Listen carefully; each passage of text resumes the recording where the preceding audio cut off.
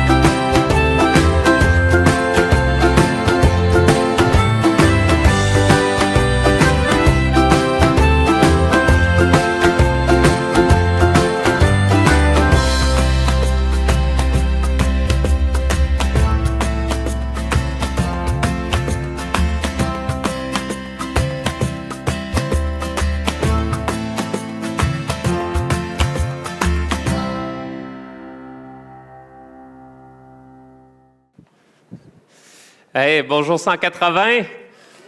Ça va bien aujourd'hui? Bon, super. Il va falloir que vous répondiez fort. Il me semble qu'il y a un peu moins de monde que d'habitude, ça se peut-tu? En tout cas, j'ai de la misère à voir en avant, mais je compte que ça va bien. Ce matin, en fait, récemment, je veux juste, avant d'embarquer dans le sujet, vous souhaiter la bienvenue. Mon nom, c'est Stéphane Gaumont. Ça fait quelques fois que je prends la parole ici. Je veux souhaiter la bienvenue aussi à ceux qui nous écoutent en ligne ou qui nous écouteront aujourd'hui durant le courant de la journée. Donc, tout le monde, je pense que ce matin, on a un message qui va être d'actualité pour nous puis qui peut changer bien des choses dans notre vie. Et je crois d'ailleurs que c'est la raison pour laquelle vous êtes ici ce matin, parce que vous voulez entendre Dieu vous dire des choses puis que vous voulez que ça ait un impact sur votre vie. Est-ce que je me trompe? Juste avant d'aller plus loin, on va remettre la matinée entre les mains de Dieu, si vous le voulez bien. Seigneur Dieu, on veut se placer devant toi. Oui, c'est une réalité. Tu parles encore aujourd'hui. Tu as des choses à nous dire pour nous qui vont avoir un impact sur nos vies. Seigneur, ma prière ce matin, c'est que tu nous rendes attentifs à ce message, que tu enlèves les distractions, les préoccupations, ce qu'on a dans la tête qui nous dérange et qu'on soit 100% focus sur ta parole, sur ton message et que de cette façon-là, ce qu'on entende porte du fruit dans nos vies. On te le demande dans le nom du Seigneur Jésus. Amen. Alors, comme vous savez, comme on vient de voir la vidéo, on est dans la série des histoires de pêche. C'est des histoires qui sont toujours bien intrigantes, curieuses. Comment ça se fait que, on avait vu un gars qui lutte avec Dieu? Comment ça se fait qu'il y a eu un déluge comme ça? Puis est-ce que c'est des histoires qui se passent dans notre quotidien, dans le jour après jour? La réponse, c'est non. C'est des histoires exceptionnelles qu'on n'entend jamais. Donc, automatiquement, ça frappe l'idée, ça frappe la pensée, puis ça capte notre attention, puis on se dit, mais comment ça a pu arriver? Tu sais, je lisais, pendant que la vidéo passait, un gars qui a chillé avec les lions toute la nuit. On aurait pu avoir un gars qui a passé 3 jours, 3 nuits dans le ventre d'un poisson. Il y a bien des histoires comme ça dans la Bible, un peu abracadabrantes, qu'on se dit, hey, ça relève quasiment de l'imaginaire. D'une part, c'est intriguant, ça pique la curiosité, on voit Dieu agir, mais d'autre part, c'est comme si ça met un peu la foi chrétienne dans l'embarras. Là, je m'explique, là, dans le sens que ça vient mettre des choses que des gens vont dire, ben là, ça se peut pas, là, voyons, tu crois pas à ça, là, quand même, là, c'est un peu exagéré. Puis on dirait quasiment que ça positionne la foi chrétienne à la défensive, puis que là, il y a des bons arguments qu'il faut qu'ils soient donnés parce que c'est pas mal difficile à croire. Je lisais même quelqu'un qui, en fait, je trouvais que c'était vraiment bien résumé. Il dit « Aujourd'hui, les miracles rendent le christianisme suspect. Et nous pouvons dire sans exagérer, nos pères ont pu croire à cause des miracles. » Donc, ceux qui ont vu les miracles et tout, il y en a plein qui ont cru à cause des miracles. Mais nous, si nous croyons aujourd'hui, c'est malgré les miracles. Donc, c'est quand même fort ce qu'il est en train de dire ici. Combien de personnes on va croiser, avec qui on va parler, qui disent « Moi, je crois, Stéphane, que la Bible, ça fait du sens, dans le sens que les valeurs qui sont promulguées, oui, en tout cas, promouvues, non. Les valeurs qui sont promulguées dans la Bible, c'est des bonnes valeurs, tu sais, l'aspect de l'honnêteté, de l'intégrité, de travailler, etc., etc.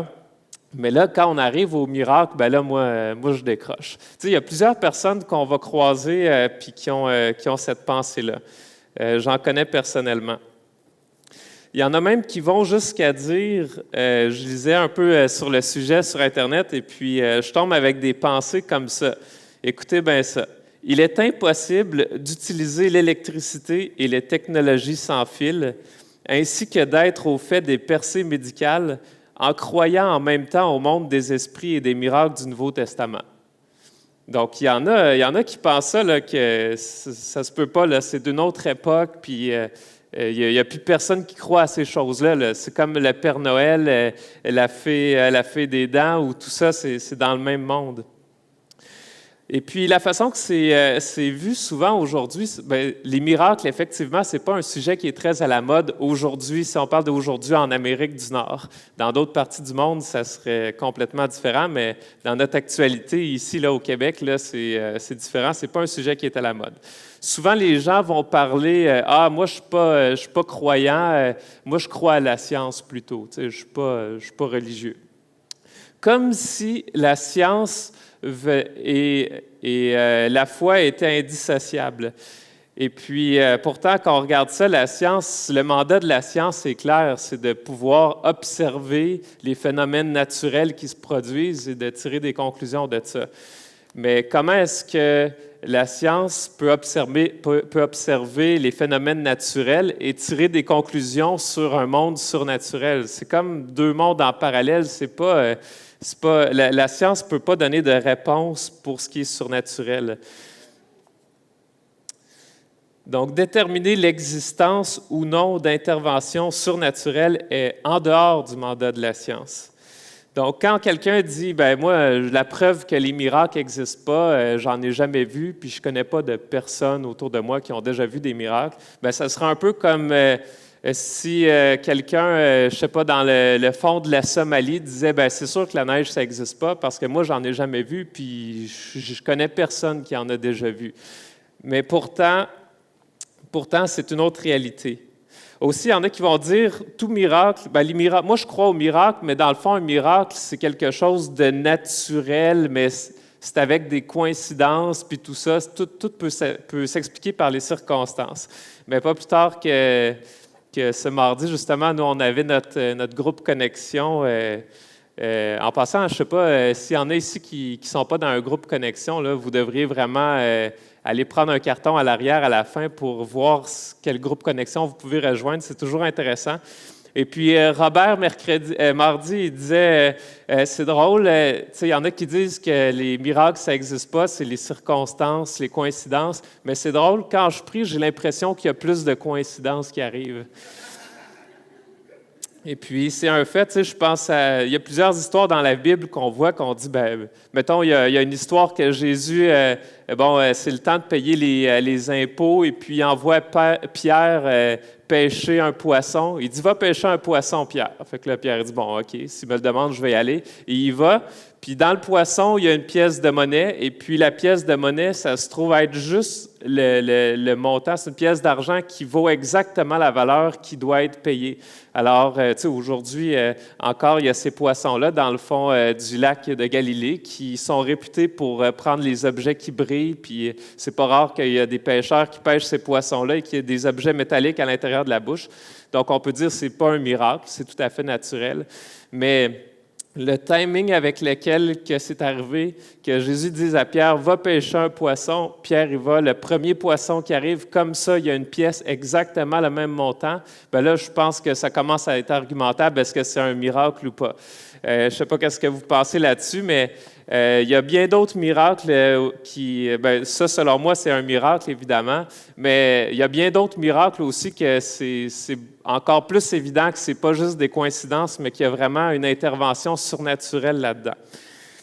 Tout ça pour dire, pour arriver tranquillement vers notre sujet de la matinée, pour dire que, dans le fond, la raison ici à 180 pour laquelle on a décidé de parler des histoires abracadabrantes de la Bible, c'est parce qu'on croit que ça fait partie de la foi chrétienne. Tu ne peux pas dire, moi, je suis chrétien parce que j'adhère aux valeurs qui sont promulguées. Voyons, je dis donc bien ce mot-là souvent le matin.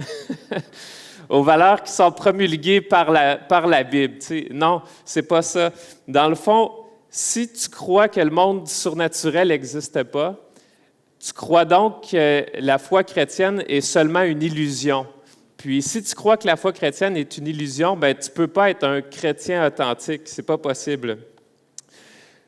Les miracles font nécessairement partie de la foi chrétienne. Le chrétien, dans les évangiles qu'on voit, c'est pas celui qui adhère simplement à quelques valeurs, mais c'est celui qui décide de mettre sa confiance dans Christ, dans la personne de Christ, pour cette vie-ci et pour la vie à venir.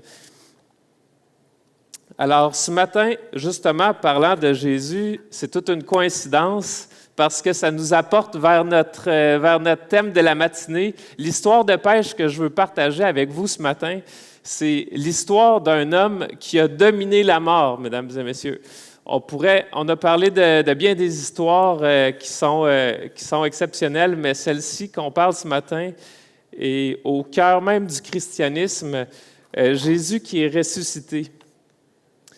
Vous savez peut-être, probablement, peut-être que non aussi, fait que je vais le dire, que le terme « évangile », ça veut dire « bonne nouvelle ». Fait que pour un fan de hockey, mettons, l'évangile, c'est quand les Canadiens gagneraient la Coupe Stanley. Donc ça serait un peu l'évangile du fan des Canadiens.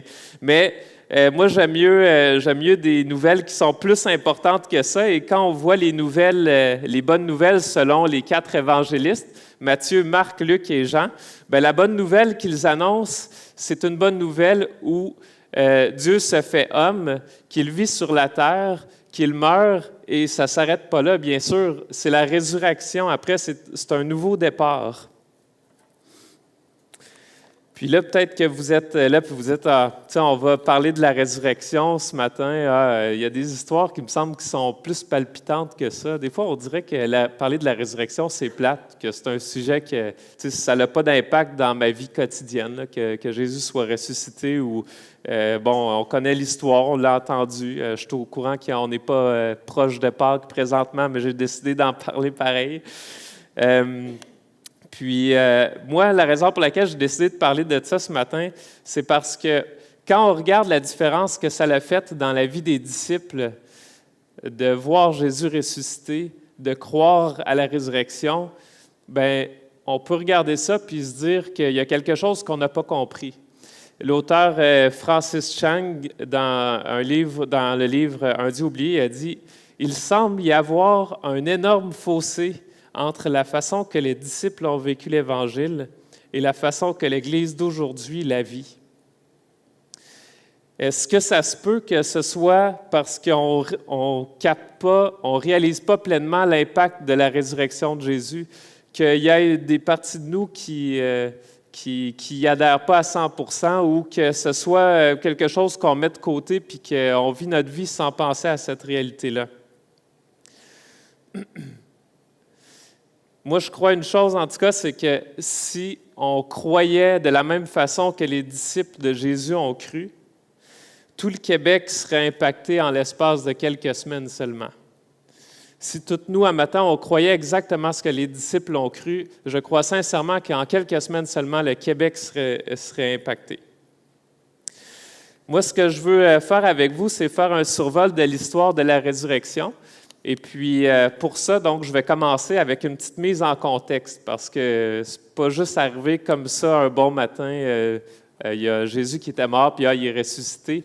Non, il y a toute une mise en contexte à ça qui est quand même intéressante parce que, en fait, plutôt que d'expliquer, je vais conter l'histoire. Donc, Jésus est mort. Il est mort à la croix. C'est quelque chose que toute la ville de Jérusalem était très au courant, et même au-delà de Jérusalem, probablement tout en Israël à ce moment-là. Parce que Jésus avait fait des choses exceptionnelles pendant 3 ans. C'est sûr et certain que les médias étaient autour de lui constamment pour voir c'était quoi les prochaines choses qui allaient se passer, etc. Donc, quand Jésus est mort, c'était tout un événement public. Et puis, sa mort, elle a été confirmée. Il a été mis dans un tombeau. Et puis, en étant mis dans le tombeau, lui, personnellement, il n'avait pas les moyens d'avoir un tombeau comme celui-là, mais c'est quelqu'un qui avait beaucoup d'argent qui a préparé un tombeau pour lui. Donc, ce tombeau-là, vous savez que dans ce temps-là, la mort, c'était quelque chose, mais encore aujourd'hui, là, la mort, c'est solennel, mais dans ce temps-là, particulièrement, il y avait une grosse importance attribuée à la mort. Et puis, les chefs religieux qui ont fait tuer Jésus, qui ont mis à mort Jésus parce qu'eux, ils étaient jaloux, parce que les gens allaient tous vers Jésus, vers ses enseignements, et puis Jésus les condamnait, eux, les chefs religieux qui étaient habitués d'être en avant et tout, d'être hypocrites, etc. Fait qu'ils aimaient, en résumé, ils n'aimaient vraiment pas Jésus au point de le faire mourir, de monter un bateau pour le faire mourir. Et puis, les chefs religieux, donc, eux, ils ont décidé que ils se sont rappelés de quelques paroles intrigantes de Jésus. À quelques reprises, à 3 ou 4 reprises dans les évangiles, on voit que Jésus annonce qu'il va ressusciter, qu'un jour il va mourir puis il va ressusciter, ce qui est quand même assez particulier. Et puis, c'est pas tombé dans l'oreille de sourds parce que les chefs religieux avaient entendu ça. Et puis, quand Jésus est mort, ils sont allés voir le gouverneur de la place et puis lui ont dit « Bon, merci, monsieur le gouverneur, de nous avoir autorisé à le mettre à mort. Maintenant, on a une autre faveur à te demander. Parce que tu sais que cet imposteur-là, en parlant de Jésus, tu sais que cet imposteur-là, il a annoncé, il a prédit qu'il allait ressusciter quand il allait mourir. » Fait que c'est quand même intriguant parce que ça démontre que les chefs religieux, les ennemis de Jésus, avaient une certaine révérence pour lui, parce que pour monsieur, madame, tout le monde, quand même quelqu'un dirait ça aujourd'hui, je ne suis pas sûr que les gens prendraient des précautions pour pas que ça arrive. T'sais. Fait que eux, ils ont vraiment pris des précautions pour pas que, en fait, ils craignaient, je ne sais pas s'ils craignaient tant la résurrection que les disciples qui viennent prendre le corps et puis là qui disent « Ah, ben finalement, Jésus est effectivement ressuscité comme il l'avait annoncé. » Toujours est-il que ce qu'ils ont décidé de faire, c'est de mettre une garde devant le tombeau où Jésus était enterré. Enterré, où est-ce qu'il a été mis? Parce que c'était dans la roche, là. Ils ont mis une garde dans ce temps-là, on parle de minimum 16 hommes armés, 16 soldats armés, qui étaient responsables chacun de 6 pieds carrés à surveiller, là. Puis, il y avait une rotation qui se faisait. Ils ne pouvaient évidemment pas dormir pendant la garde et ils ne pouvaient même pas s'asseoir pendant la garde. Donc, il fallait qu'ils restent en position constamment jusqu'à ce que le prochain shift rentre. Puis là, il y avait une rotation qui faisait, donc il était toujours au minimum 16, mais probablement plus, autour de la tombe, autour du tombeau. Et puis le tombeau, en plus d'avoir mis la garde, il y avait une énorme pierre qui pesait au minimum 1 tonne. Et puis ça dit même que les chefs religieux ont fait sceller la pierre. Donc je ne sais pas qu'est-ce que ça implique, s'ils ont mis comme du ciment ou quoi pour être sûr que personne ne puisse y aller. Mais ce qu'il faut retenir là-dedans, c'est que les chefs religieux ont vraiment sécurisé, là, entre guillemets, le tombeau pour être sûr qu'il n'y ait pas de fraude qui se produise là, par rapport à Jésus. Ce qui est un peu comique dans cette histoire-là, c'est qu'à ce stade-là de l'histoire, les chefs religieux, ils pensent qu'ils ont gagné. Jésus, leur ennemi, est mort. Les disciples se sont tous retirés dans la peur, ils ont tout abandonné, ils ont tout fui. Là, ils sont ici et là, dans quelques maisons, là, toutes encabanées, parce que là, ils ont peur pour leur peau. Ils disent, mais là, si ils ont fait ça à Jésus, qu'est-ce qu'ils vont nous faire à nous? Puis, fait que là, ça va pas bien pour les disciples et tout. Alors, les chefs religieux, ils croient vraiment à ce stade-là avoir gagné. Et puis c'est là que l'Évangile de Luc commence à raconter l'histoire de la résurrection. On va suivre beaucoup l'Évangile de Luc ce matin, le chapitre 24.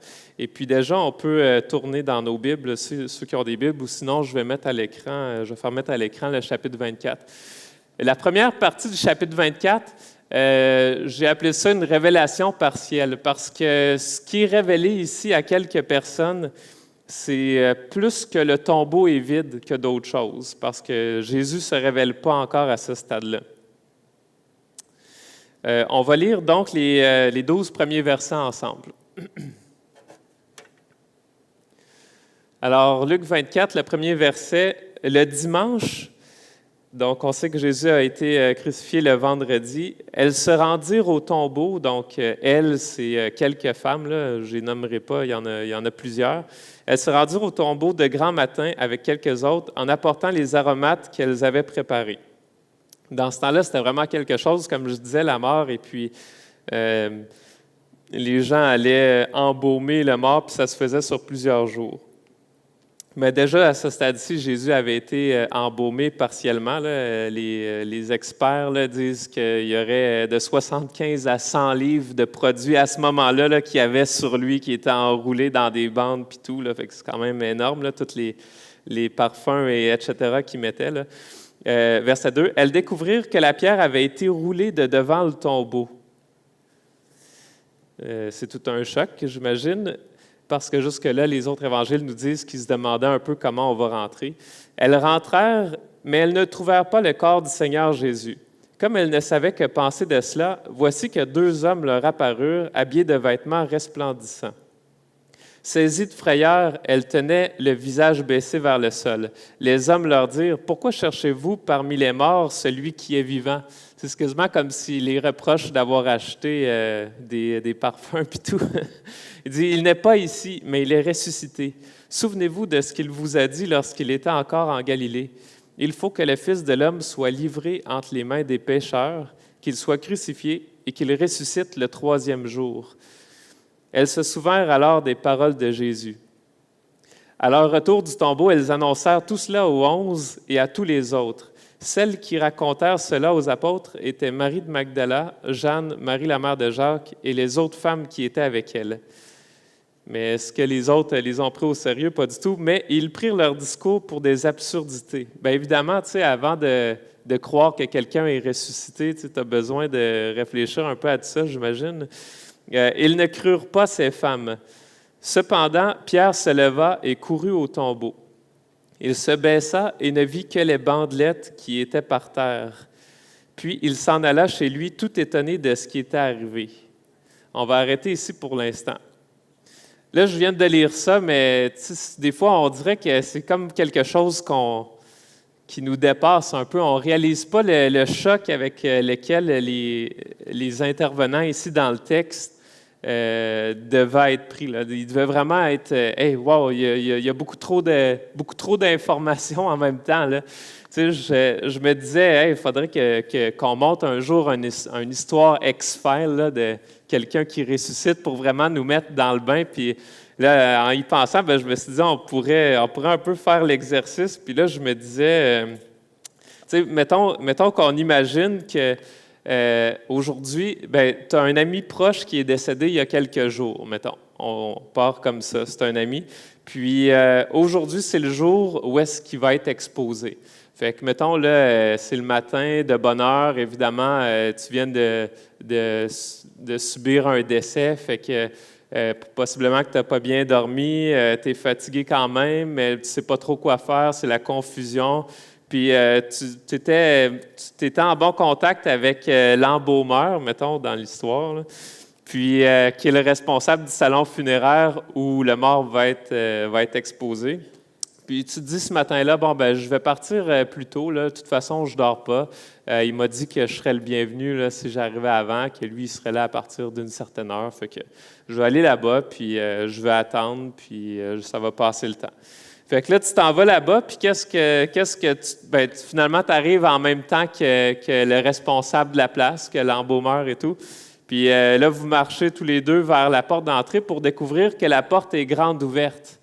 Hey, tu ferais le saut, là. Tu te dis, voyons, qu'est-ce que ça fait là? Puis là, c'est lui qui dit, mais que je comprends pas. Moi, j'ai la seule clé ici de la porte. Il n'y a pas personne qui a pu rentrer. C'est sûr, c'est impossible. Il dit, je me rappelle très bien avoir barré hier soir quand je suis parti. Tout était prêt. Je comprends pas qu'est-ce qui s'est passé. Fait que là, en tout cas, il rentre. Bon, ça n'a pas l'air d'un cambriolage. Tout est là, les morceaux, tout, pour finalement arriver dans la place du cercueil et puis qu'il n'y a plus personne dans le cercueil. Imaginez-vous, ça serait assez un choc. Imaginez-vous en plus si les vêtements sont dans le cercueil, genre les souliers sont attachés, la cravate, le nœud de cravate est fait, la chemise est boutonnée, mais il n'y a juste pas de corps dans le cercueil. Là, vous voyez le responsable du salon funéraire qui perd connaissance, donc de toute évidence, il n'était pas dans le coup parce qu'il est autant surpris que vous. Fait que là, tu sais, à un moment donné, il y a plein de choses qui se passent. Là, imaginez qu'il y aurait une petite note là, sur la table, ça dit « Je suis ressuscité, à bientôt ». Là, tu sais, à un moment donné, tu es comme « voyons donc, c'est quoi cette affaire-là? Qu'est-ce qui se passe? » Là, tu crois pas comme ça en 2 minutes à une résurrection, évidemment. Là. Fait que là, tu es sous le choc. Puis là, même s'il y avait quelqu'un qui arrive à la course, « Hey, il y a quelqu'un, j'ai vu le gars, il est supposé être mort, mais là, il était ressuscité, je comprends plus rien. » Tu sais, à un moment donné, ça fait beaucoup d'informations. Puis tu es tout confus, c'est l'incompréhension, c'est le mystère total. Puis c'est un peu ça que les femmes puis l'apôtre Pierre vivent ici. Même l'apôtre Pierre, ça dit dans un autre évangile que quand il va au tombeau, il est avec Jean. Et puis ici, dans l'évangile selon Luc, ça ne sortait pas trop, mais dans l'évangile selon Jean, c'est vraiment évident. Ça dit que les bandelettes, ils étaient placés par terre. Et puis il y avait un linge, là, le linge qui couvrait le visage de Jésus. C'est des linges avec des pierres précieuses, puis tout, là, c'est fait en grande, là, ces affaires-là. Puis c'était tout plié, là, tout propre à part, puis les bandelettes ils étaient toutes posées. Tu sais, comme si ça dénotait que quand l'événement avait eu lieu, ça s'était fait dans le calme. Donc, tu sais, ça écarte la possibilité de fraude ou de quoi que ce soit autre que la résurrection, finalement. Alors, c'était la confusion totale à ce moment-là chez les disciples.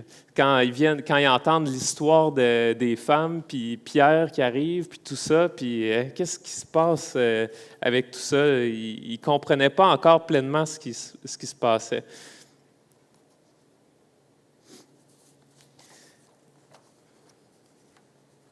Alors, ça nous amène vers la prochaine histoire, qui est une histoire que je trouve vraiment intéressante, du verset 13 jusqu'au 33. L'histoire de 2 disciples qui sont, durant la même journée, qui marchent vers chez eux sur le chemin d'Emmaüs. Vous avez peut-être entendu ça déjà. Et puis, c'est une histoire un peu c'est comme dramatique et cocasse en même temps. Cocasse parce que finalement, en lisant l'histoire, nous, on sait qu'est-ce qui est arrivé, puis eux, ils ne le savent pas. Fait que c'est quasiment comme si ça met l'emphase sur eux, sur leur réaction. Ouais, ils ne comprennent pas, puis tout. Mais en même temps, dramatique parce que tu aurais le goût de regarder dans le texte puis de leur crier « Hey, réveillez-vous, là, c'est Jésus qui est là. » Puis on va lire le texte ensemble, vous allez voir qu'est-ce que je veux dire par là. Donc, Luc 24 au verset 13, ça dit « Ce même jour, 2 disciples se rendaient à un village appelé Emmaüs, éloigné de Jérusalem d'une 12aine de kilomètres. » 12 kilomètres, ce n'est pas juste à côté, là, c'est quand même une bonne marche. Ils discutaient ensemble de tout ce qui s'était passé. Pendant qu'ils parlaient et discutaient, Jésus lui-même s'approcha et fit route avec eux. Mais leurs yeux étaient empêchés de le reconnaître. Donc, ils étaient sûrement trop préoccupés par tout ce qui se passait, puis de toute façon, ben, tu ne t'attends pas que quelqu'un qui est déjà mort va venir te rejoindre. Là. Fait que il leur dit, donc Jésus leur dit, « De quoi parlez-vous en marchant pour avoir l'air si triste? » Donc, ils n'ont pas l'air très, très heureux. L'un d'eux, un dénommé Cléopas, lui répondit, « Es-tu le seul en séjour à Jérusalem qui ne sache pas ce qui est arrivé ces jours-ci? » Pourtant, s'il y a bien quelqu'un qui est au courant de ce qui s'est passé, c'est lui à qui il pose la question. Fait que là, Jésus, il fait l'innocent un peu. Il dit « Quoi? » leur dit-il. Ils lui répondirent ce qui est arrivé à Jésus de Nazareth, qui était un prophète puissant en actes et en paroles devant Dieu et devant tout le peuple, et comment les chefs des prêtres et nos magistrats l'ont fait arrêter pour qu'il soit condamné à mort et l'ont crucifié. Nous espérions que ce serait lui qui délivrerait Israël, mais avec tout cela, voici déjà le 3e jour que ces événements se sont produits. Il est vrai que quelques femmes de notre groupe nous ont beaucoup étonnés, donc les femmes du matin même. Elles se sont rendues de grand matin au tombeau et n'ont pas trouvé son corps. Elles sont venues dire que des anges leur sont apparus et ont annoncé qu'il est vivant. Quelques-uns des nôtres sont allés au tombeau et ils ont trouvé les choses comme les femmes l'avaient dit. Mais lui, ils ne l'ont pas vu. Alors Jésus leur dit, « Hommes sans intelligence, dont le cœur est lent à croire tout ce qu'ont dit les prophètes. Ne fallait-il pas que le Messie souffre ces choses et qu'il entre dans sa gloire? » Pendant qu'il était à table avec eux, il prit le pain et, après avoir prononcé la prière de bénédiction, il le rompit et le leur donna. Alors leurs yeux s'ouvrirent et ils le reconnurent, mais il disparut de devant eux. Ils se dirent l'un à l'autre, « Notre cœur ne brûlait-il pas en nous-mêmes lorsqu'il nous parlait en chemin et nous expliquait les Écritures? » Ils se levèrent à ce moment même et retournèrent à Jérusalem, où ils trouvèrent les 11 et les autres qui étaient rassemblés. OK, bon, j'ai peut-être manqué un petit bout de texte, mais bon. En tout cas, on voit l'histoire ici qui se produit.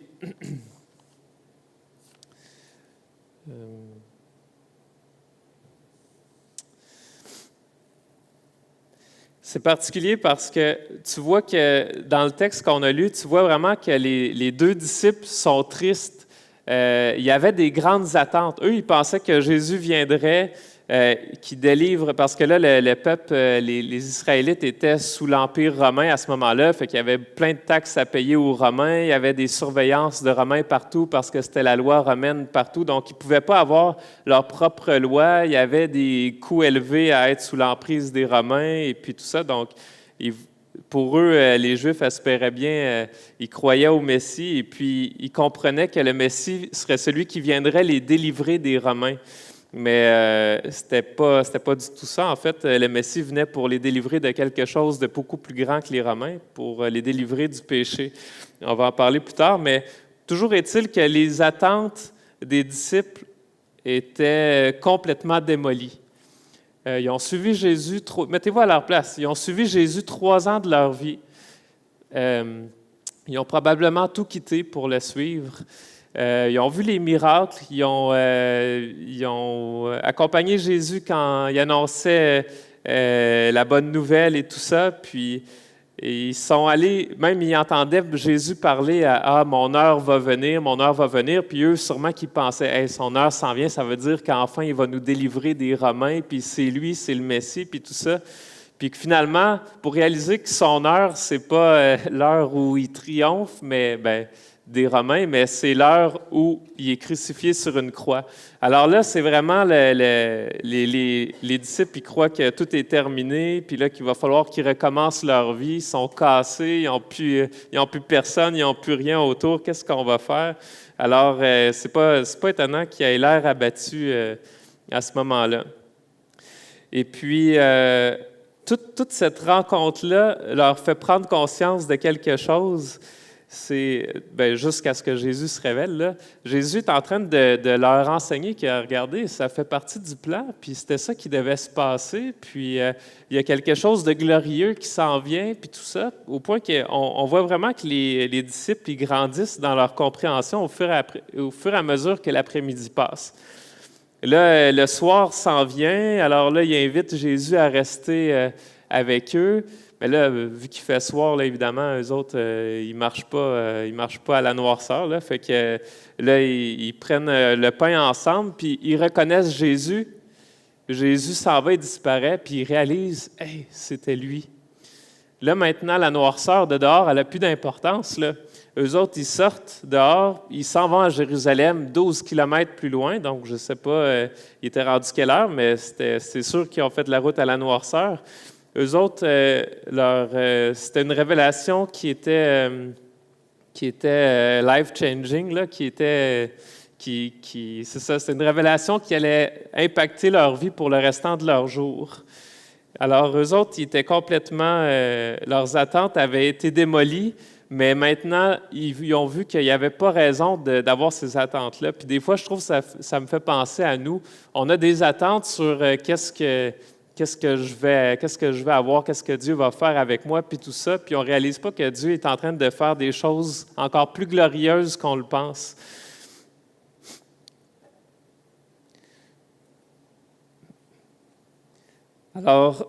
Alors c'est ça. Donc, Dieu nous enseigne finalement à nous détacher de nous-mêmes et à accepter son plan glorieux. C'est ça qu'on voit avec le chemin d'Emmaüs.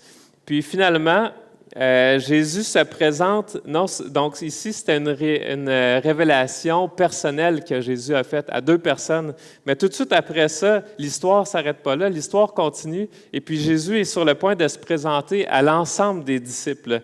Alors on va continuer à lire ensemble dans Luc 24. Luc 24 à partir du verset 36, ouais.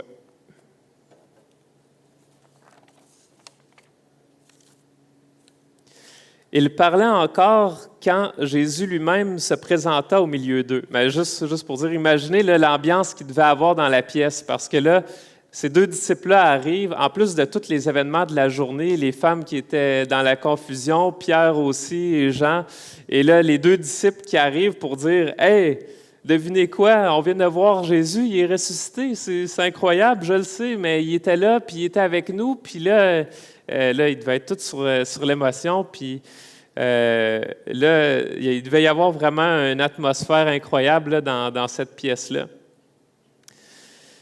Et puis, il parlait encore quand Jésus lui-même se présenta au milieu d'eux et leur dit « Que la paix soit avec vous ». Saisis de frayeur et d'épouvante, ils croyaient voir un esprit. Tu vois, même encore, c'était pas, ils ne comprenaient pas que Jésus était ressuscité vraiment. Mais il leur dit, « Pourquoi êtes-vous troublés et pourquoi de pareilles pensées surgissent-elles dans votre cœur? Regardez mes mains et mes pieds, c'est bien moi. Touchez-moi et regardez.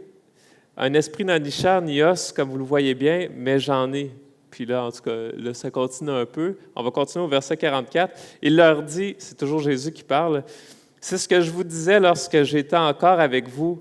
Il fallait que s'accomplisse tout ce qui est écrit à mon sujet dans la loi de Moïse, dans les prophètes et dans les psaumes. » Alors, il leur ouvrit l'intelligence afin qu'ils comprennent les Écritures. Et il leur dit, « Ainsi il est écrit, et il fallait que cela arrive, que le Messie souffrirait et qu'il ressusciterait le troisième jour, et que la repentance et le pardon des péchés seraient prêchés en son nom à toutes les nations, à commencer par Jérusalem. » Vous êtes témoins de ces choses, et voici que j'enverrai sur vous ce que mon Père a promis. Quant à vous, restez dans la ville de Jérusalem jusqu'à ce que vous soyez revêtus de la puissance d'en haut. » Et là, Jésus les conduit jusque vers Béthanie, puis il leva les mains et les bénit. Pendant qu'il les bénissait, il les quitta et fut enlevé au ciel. Ça aussi, c'est toute une affaire. Verset 52, « Quant à eux, après l'avoir adoré, donc les disciples, ils retournèrent à Jérusalem remplis d'une grande joie. » On voit complètement le point tournant ici. Ils étaient constamment dans le temple, louant et bénissant Dieu. Je ne sais pas si vous vous rappelez d'une journée qui a eu un gros impact dans votre vie, une journée où il y a bien des choses qui ont changé. Je ne sais pas, ça peut être un événement positif comme, je sais pas, un mariage, une naissance ou quelque chose comme ça. Ça peut être un événement négatif, peut-être un décès, une perte d'emploi ou je sais pas de votre côté, mais une chose est sûre, c'est que pour les disciples, ce jour-là, du matin au soir, tout ce qui s'est passé allait être un point tournant dans leur vie. On les voit avant ce chapitre-là qui sont enfermés, ils ont peur, ils ont quitté Jésus, ils ont comme abandonné, là, ils sont revenus ensemble, mais ils ont peur des autorités, qu'est-ce qui va se passer avec nous, puis tout ça. Puis du jour au lendemain, ils s'en vont dans la ville, ils sont constamment dans le temple, ils louent Dieu, sont dans la joie. Leur vie a changé complètement. Et puis, si on continuait à lire le livre des Actes, bien, on voit que même quand les autorités les menacent, ils continuent quand même à prêcher. Même quand les autorités les punissent physiquement, ils continuent quand même à proclamer que Jésus est ressuscité. Même quand les autorités s'en vont jusqu'à en tuer quelques-uns, en mettre à mort quelques-uns, ils continuent à annoncer quand même que Jésus est ressuscité. Ils en sont quasiment tannants dans le livre des Actes. Donc, pour eux, ça a été une journée révélatrice. Évidemment que tu t'en vas pas jusqu'à mourir pour des histoires que tu as toi-même inventées. Alors, évidemment que les disciples croyaient réellement à cette résurrection-là. Et ils en avaient été témoins, ils l'avaient expérimenté, ils avaient vu Jésus, puis ils l'avaient entendu leur parler, etc., etc. Fait que pour eux, ça avait complètement transformé leur vie.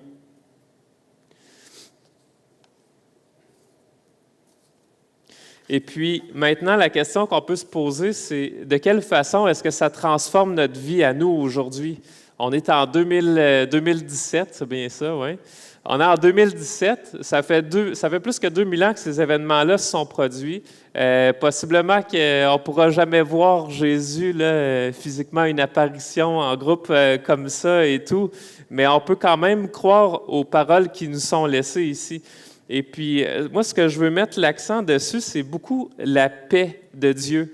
Parce qu'on voit que la première chose que Jésus dit quand il arrive au milieu des disciples, c'est que la paix soit avec vous. Puis je trouvais ça intéressant. Pourquoi est-ce que Jésus a choisi de parler de paix en arrivant avec les disciples? Bon, sûrement qu'évidemment, il y avait beaucoup d'incertitudes, la confusion, l'incompréhension, etc. Fait que là, avec toute l'excitation, c'est comme, OK, ben là, calmez-vous, on peut relaxer, là, c'est juste moi. Non, je ne sais pas si c'est ça. C'est pas une simple salutation. Je trouve ça intéressant parce que la différence que ça a dans ma vie, la résurrection de Jésus, je trouve que ça tourne beaucoup autour de la paix. Puis je vais vous expliquer pourquoi. La paix de Dieu, parce qu'on voit que ça démontre que Dieu a la puissance de tout faire. S'il a la puissance de ressusciter des morts, il a la puissance de faire n'importe quoi dans ta vie, d'intervenir de n'importe quelle façon. Je trouve ça intéressant que l'apôtre Paul, dans les lettres qu'il écrit, il dit à un moment donné qu'il a renoncé à tout pour connaître Christ. Puis l'expression « connaître Christ », il l'utilise beaucoup. Puis il dit « pour connaître même la puissance de sa résurrection ». Qu'est-ce que ça change dans ma vie aujourd'hui de savoir que Dieu a la puissance de ressusciter des morts? Qu'est-ce que ça change aujourd'hui? Bien, si je suis dans un moment difficile, que je suis dans des moments où j'ai l'impression qu'il n'y a pas d'issue, où je me sens un peu dans un cul-de-sac, bien, pour moi, de savoir que Dieu a la puissance de faire n'importe quoi, d'intervenir, de me sortir d'une situation ou d'amener des pistes de solutions, pour moi, c'est très réconfortant. Fait que c'est vraiment un aspect de la paix de Dieu, de savoir que Dieu a la puissance de ressusciter des morts. Aussi, un autre aspect par rapport à la paix de Dieu, c'est de savoir que le plan de Dieu est parfait. Dieu n'a pas été surpris par la résurrection, évidemment. Ses ennemis, même les ennemis de Jésus, qui voulaient faire taire toute la vie de Jésus, bien, sans le savoir, ils ont contribué à rendre cette histoire-là encore plus célèbre. Parce qu'avec tout ce qu'ils ont mis en place, ils ont rendu évident que ça ne pouvait pas être une fraude, ça ne pouvait pas être un enlèvement, ça ne pouvait pas être que, je ne sais pas, Jésus n'était pas mort, puis finalement, il était juste sans connaissance, puis là, il est sorti, tu sais, une pierre d'une tonne qui est scellée avec des gardes devant, ça ne s'enlève pas comme ça. Puis, donc, sans le savoir, ils ont contribué. Dieu les a utilisés pour faire de cette histoire-là une histoire qui est crédible, pour affirmer l'authenticité de cette histoire-là. Donc, ça me montre que ce que Dieu promet, il peut l'accomplir. Puis encore là, quand je suis dans des circonstances dans ma vie de tous les jours, que je ne vois pas où est-ce que Dieu s'en va avec ça, ou que je me dis, mais c'est pas comme ça que j'avais envisagé telle chose, mais ça me permet d'avoir une certaine paix là-dedans parce que je me dis, bien, Dieu a son plan là-dedans, puis Dieu sait où il s'en va. De la même façon qu'avec la résurrection, avant la résurrection, tout semblait être perdu, tout semblait être, il n'y avait plus d'espoir. Bien, du jour au lendemain, Dieu intervient et puis tout renaît encore plus glorieux. Une majeure différence aussi, la paix de Dieu, de quelle façon que ça se vit dans mon quotidien, de savoir que j'ai le pardon de mes péchés par la repentance. Évidemment que ça, c'est un point majeur parce que le fait que Jésus soit mort, ça démontre qu'il a donné sa vie pour moi, mais par le fait qu'il est ressuscité, ça démontre que le sacrifice a été approuvé par Dieu. Ça démontre que la mort ne pouvait pas le retenir. Ça démontre que le sacrifice était suffisant non seulement pour lui revenir à la vie, mais qui peut même faire revenir d'autres à la vie aussi. Et puis, il y a un verset que je trouve intéressant que l'apôtre Paul dit. Il dit « Réconciliés avec Dieu par sa mort. Vous avez été réconciliés avec Dieu par sa mort, mais bien plus, vous avez été sauvés par sa vie. » Donc, c'est comme si le fait que Jésus meure, il donne sa vie parfaite pour moi. Donc, c'est Jésus qui prend mon péché sur lui. Alors, devant Dieu, maintenant, j'ai plus de péché, c'est Dieu qui les a portés, et puis Jésus, il meurt. Mais par le fait que Jésus ressuscite, automatiquement, ça me donne le même espoir de ressusciter. Et puis l'autre jour, je lisais un verset comme ça, je suis tombé tout simplement sur ce verset-là, ça dit « Voilà pourquoi Jésus est en mesure de sauver parfaitement ceux qui s'approchent de Dieu par lui, parce qu'il est toujours vivant pour intercéder en leur faveur auprès de Dieu. » Donc, on a quelqu'un qui est 24 heures sur 24, il intercède pour nous, il est toujours vivant, il n'est pas mort, la mort n'a plus de pouvoir sur lui, il a vaincu la mort. C'est vraiment une nouvelle exceptionnelle. Une autre nouvelle exceptionnelle qui apporte la paix, c'est de savoir que je peux bénéficier de la présence et de la protection de Jésus. Il y a un verset qui, quand il finit dans Matthieu, l'Évangile, Jésus il dit « Je suis avec vous jusqu'à la fin du monde ». Quelle richesse de savoir que c'est une réalité pour les disciples aujourd'hui. Jésus est avec nous jusqu'à la fin du monde. Quand ça ne va pas bien, quand c'est difficile, quand je suis dans des moments moins évidents, de savoir que Jésus il est là juste à côté de moi, il n'est pas mort, il n'est pas resté enterré, il est vivant, c'est exceptionnel. Aussi la paix de savoir que mon avenir est entre ses mains, que je n'ai pas rien à craindre de la mort. La mort a été vaincue, etc., etc. Il y a plein de raisons d'être en paix, d'éprouver une paix face à ce miracle-là que Jésus est ressuscité des morts. Je regardais même un livre de Stephen Mathewson qui s'appelle, c'est un livre qu'il a écrit pour dire 50 raisons pour lesquelles la résurrection de Christ change tout dans ma vie aujourd'hui. C'était vraiment intéressant. Si vous avez l'occasion de faire une bonne lecture, là, ça en serait une que je vous suggère. Alors, voilà, en résumé, la vie de Christ, de son vivant, Christ a assemblé des foules autour de lui. Il a donné sa vie, les foules sont parties parce que les foules s'attendaient à avoir un autre type de délivrance. Mais par sa résurrection, Jésus a démontré qu'il avait délivré l'humanité de bien plus qu'une domination romaine ou d'une domination comme celle-là. Il a délivré l'humanité de la possibilité d'être sous l'emprise du péché. Et puis, c'est ça qu'on veut célébrer ce matin. Ici, on est tous ensemble pour célébrer que Christ est ressuscité, puis vivre cette paix-là que ça l'amène dans nos vies, de savoir que Christ est encore vivant aujourd'hui. Amen. J'inviterai l'équipe de musique à s'avancer pour la louange, et puis on va juste prier pour remettre le restant de la matinée entre les mains de Dieu. Oui, Seigneur, on veut te louer, on veut faire comme les disciples qui sont allés dans le temple et qui célébraient tes louanges, à se rappeler tout ce qu'ils ont vu, tout ce qu'ils ont pu expérimenter. Seigneur, tu nous surprends de bien des façons, mais sans aucun doute que la résurrection du Christ est la plus grande façon que tu pourras jamais nous surprendre, parce que ça change complètement notre vie, autant présente que notre vie pour l'éternité. Puis, Seigneur, on veut ce matin, à travers les louanges qu'on va chanter, te célébrer. On veut, dans chaque parole qu'on chante, se rappeler que c'est toi la raison pour laquelle on est ici, puis on veut te dire merci pour toutes ces choses. Amen.